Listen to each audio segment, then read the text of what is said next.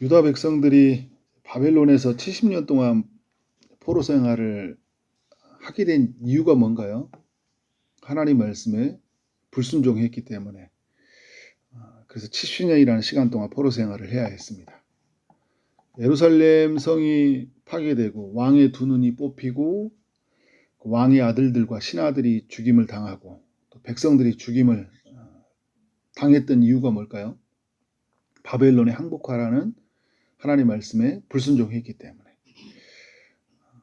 예레미야 이제 40장부터 유다 땅에 남은 사람들의 이야기를 소개해주고 있는데, 이들은 어떻게 살아야 될까요? 하나님 말씀에 순종하면서 살아야 되겠죠. 그래서 하나님이 예레미야와 같은 선지자를 남겨두셨어요. 하나님이 여전히 그들에게 말씀하시는 분이라는 것을 알려주시기 위해서. 이제 어떤 반응을 보인가요? 불순종해요. 어디에 있든지 불순종합니다. 인간의 이 모습이 그런 것 같아요. 환경이 변해도 엄청난 재난을 당했는데 70 바벨론의 포로를 당하고, 그죠? 수많은 사람들이 죽임을 당하고 왕의 두 눈이 뽑히고, 이게 어제의 일이잖아요. 어제의 일이고, 그런데 오늘 어떻게 해요? 불순종해요. 가장 먼저 불순종한 사람이 그 유다 왕족이었던 이스마엘이었죠. 자기가 권위를 깨트리고 이제 어떻게 해요? 바벨론에 세운 그레다를 죽여버리잖아요. 또 다음으로 이 불순종한 사람들이 요하난과 지휘관들이에요. 이 사람들이 선한 일을 했거든요. 이스마엘을 죽였어요. 그런데 또 어떻게 해요? 애굽으로 내려가려고 하잖아요. 유다 땅에 살려고 하지 않고. 오늘 이제 이 본문이 어떻게 불순종한지를 보여주고 있는데, 이제 크게 세 가지 정도를 한번 생각해 봤어요. 첫 번째, 이들이 범한 죄는 뭐냐면 하나님의 응답을 받아들이지 않는다라는 거예요. 이들이 이제 신앙적으로 찾아왔어요. 신앙적이에요. 신앙이 있다는 게 아니라 신앙적이에요.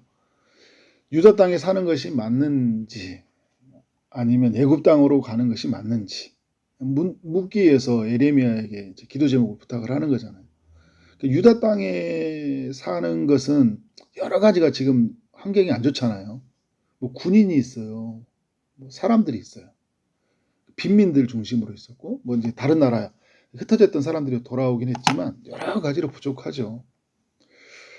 다시 이게 해파된 곳에서, 파괴된 곳에서 삶을 시작한다는 게, 여러분 빈집에 가서 막 다 마을이 폐허가 된 마을에 가서 산다는 게 쉬운 게 아니거든요. 이유는 있어요, 나름대로. 애굽에 가면 어떻게 돼요?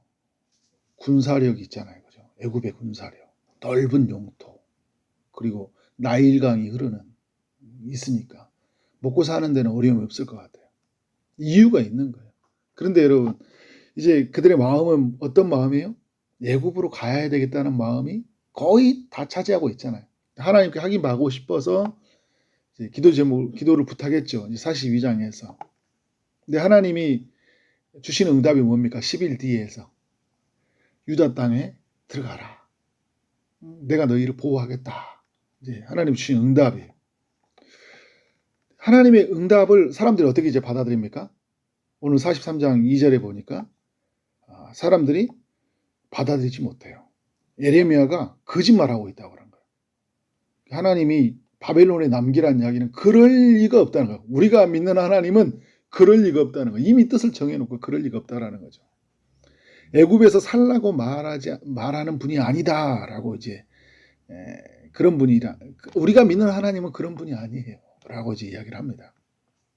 선지자가 말을 하는데, 그죠? 하나님의 사람이 하나님의 말씀으로 대언해주고 있는데 아니라고 이야기하고 있는 거예요. 그러니까 자기 가지고 있는 신앙과 자기가 믿는 하나님, 그러니까 내가 믿고 싶은 거죠. 이런 하나님이 되었으면 좋겠다는 거잖아요. 내가 믿어야 될 하나님이 아니라 내가 믿고 싶은 하나님이에요. 내가 들어야 할 메시지가 아니라 내가 듣고 싶은 메시지인 거죠. 그건 뭐예요? 내가 믿는 하나님은 애굽으로 가게 할 것이다. 듣고 싶은 메시지는 뭐예요? 애굽으로 가라는 거예요. 근데 그러지 않으니까 어떻게 됩니까? 하나님의 응답을 자기가 받아들이지 않는 거예요. 여러분, 우리가 살면서도 이런 죄를 얼마나 많이 지는지 몰라요. 하나님은 이런 분이다라는 거예요. 하나님이 이렇게 응답한다라는 거예요. 그래서 내가 원하는 대로 응답하게 되지 않으면 막 화를 내요. 여러분 뭐 요나도 보면 자기가 원하는 대로 안 되니까 막 계속 화를 내잖아요. 성경에서 가장 먼저 화를 내는 사람이 누구예요? 가인이죠. 하나님 앞에 제사를 드리는데 여러분 하나님이 받는 게 중요해요? 내가 드리는 게 중요해요? 하나님이 받는 것이 중요하잖아요. 근데 가인이 자기가 드린 걸 안 받은 것 때문에 뭐 화가 나는 거예요. 안색이 변했다고 그러잖아요. 우리도 여러분 이런 기도하면서 이런 죄를 많이 짓는 거예요. 왜 하나님이 안 들어주냐는 거죠. 왜 하나님은 이런 결과를 주냐는 거예요. 왜 저를 왜 안 낫게 해주시냐, 왜 저를 이렇게 계속 이렇게 하시냐는 거예요. 여러분 이제 하나님 앞에 기도를 묻는 건 괜찮은데 그죠? 뜻을 정해놓고 하나님은 이래야 된다고 규정해놓고 가서는 안 된다는 거죠. 그래서 계속 우리는 하나님의 뜻에 맞춰가야 되잖아요. 주파수에 맞춰가고 하나님의 뜻에 내가 계속 거기에 맞춰줘야 가야 되겠죠. 이게 우리가 이 이스라엘 백성들처럼 이런 죄를 많이 져요. 지금도요. 또 그리고 이제 이들이 범한 두 번째 죄는 하나님이 세운 이 선지자를 박해한 죄예요. 그러니까 2절에서 예레미야를 어떤 사람으로 취급하고 있어요? 거짓말하는 사람으로 취급하잖아요. 말씀을 전하고 있는데 거짓말이에요. 김인주 목사님이 자주 쓰는 말, 구라삼삼 막 이런 표현을 썼어요. 구라치지 마라. 목사를 하나님의 사람들이 또 이렇게 할 때 어떻게 돼요? 내가 원하는 말이 잘 안 하니까, 듣고 싶은 말이 안 되니까, 그냥 귀가 닫히는 거죠. 이렇게 소리를 질러, 목사님이. 막 있잖아요. 성경을 어떻게 해석해 주냐에 관심이 없어요. 스타일이 마음에 안 들어, 스타일이. 왜 그 이야기를 하냐는 거예요. 나들으라고 하는 거예요. 왜 이 시점에서 그런 이야기를 하냐고. 소리를 왜 지르냐고. 이런 이야기 뭐예요? 하나님이 세운 사람들, 우리가 지금도 여러분 이게 목사에 관한 게 아니라 우리가 주변에 있는 사람들이 도구를 통해서 지금 신약시대 모두가 제사장이잖아요. 선지자적 역할을, 선지자는 아닙니다, 여러분. 선지자적 역할을, 말씀을 전달하는 역할을 해주잖아, 주변에서. 그럼 어떻게 돼요? 우리가 그 사람들을 예면해버리잖아요. 3절에서 이런 이야기를 해요. 바룩이란 사람이 부추김을 당했다. 바룩이 예레미야 친구잖아요. 서기관이면서.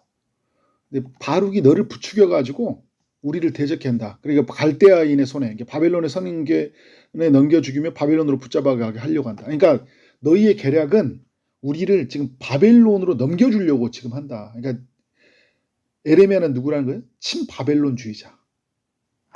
그러니까 지금 말하면 이제 우리 이제 친일파 막 이런 것처럼 있잖아요. 일제 강점기 때로 돌아간다. 너 친일파지 뭐. 너 친미지, 너 친중이지, 뭐 친일이지 뭐 하면서 계속 정치적인 이야기로 끌고 갈 수 있는 거예요. 하나님의 사람들의 주는 메시지를 어떻게 돼요? 받아들이지 못하는 거예요. 우리가 여러분, 그래서 하나님이 이런 이야기예요. 하나님이 우리 이제 하나님을 직접 만났을 때 이야기하고 하나님 왜 저에게 말씀하지 않았을까요? 우리가 만났을 때 내가 너에게 수없이 말을 했다라고 이야기할까요? 수없이 말을 했다. 너의 사람을 통해서, 주변을 통해서, 환경을 통해서 네가 듣지 않았다라고 이야기할 거예요.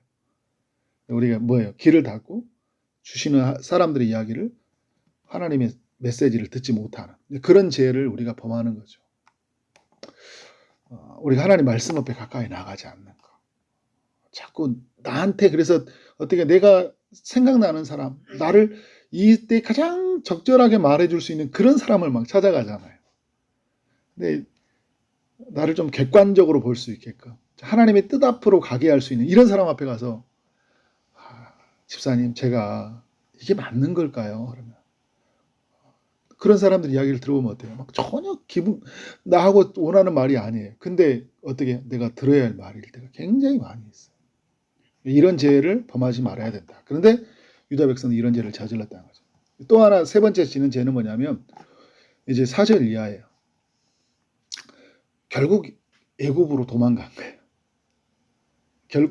결국 애굽으로 도망갔다. 그러니까 기도도 하고 다 했는데 어떻게 해요 이제? 응답으로 받아들이지 않고 선지자의 말을 거부하고 나서 결국 선택은 뭐예요? 애굽으로 가는 거예요. 이미 여러분 이들은요 이미 애굽으로 갈 생각 다 짐 챙기고 있었어요. 이게 그래서 오케이 도장 찍어줄 줄 알았더니 아니라고 그러는 거야.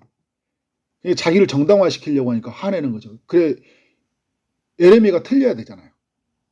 에레미야와 바룩이 틀려야지만 자기가 정당해지는 거예요. 그러니까 막 거짓말쟁이로 몰아가는 거예요. 사람들한테 욕먹을 거 아니에요. 하나님 말씀 저버리고 적어도 이런 소리는 듣기 싫으니까. 근데 이제 4절에 보니까 유다 땅에 살라고 하시는 여호와의 목소리를 어떻게 해야 됩니까? 순종하지 아니하였다 이야기해요. 살라 하시는 여호와의 목소리를 여호와의 목소리를 순종하지 않았다. 이제 여러분 주시는 하나님의 말씀이 뭐예요? 그러니까 그 8절 이어 보면 다바네스에서 에레미야에게 말씀하거든요. 그 다바네스는 뭐냐면 그 땅이 이제 애굽 땅이에요. 근데 그 애굽 땅이 누구를 데리고 가냐면 에레미야와 바룩까지 다 데리고 가요. 자기가 불순종하는 자리로 누구를 데려가는 거예요? 선지자를 데리고 가는 거예요. 불순종하는 자리로. 얼마나 악한 짓이에요. 자기가 죄지는 것들 자리로 데리고 가는 거예요. 놔두고 가야 될 거 아니에요. 그러면. 그래서 여러분 결국은 에레미야와 바룩은 여기서 죽어요. 애굽에서요.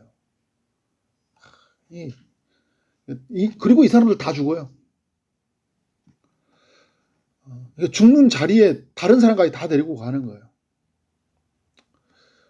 오늘 쭉 이야기하면 결국 하나님이 이 다바네스에서 주신 말씀이 뭐냐면 애굽 땅에서 너희는 죽음을 당할 것이다. 칼과 기근과 전염병으로 죽임을 당할 것이다 라고 이야기를 하고 있어요. 실제로요. 그 BC 568년에서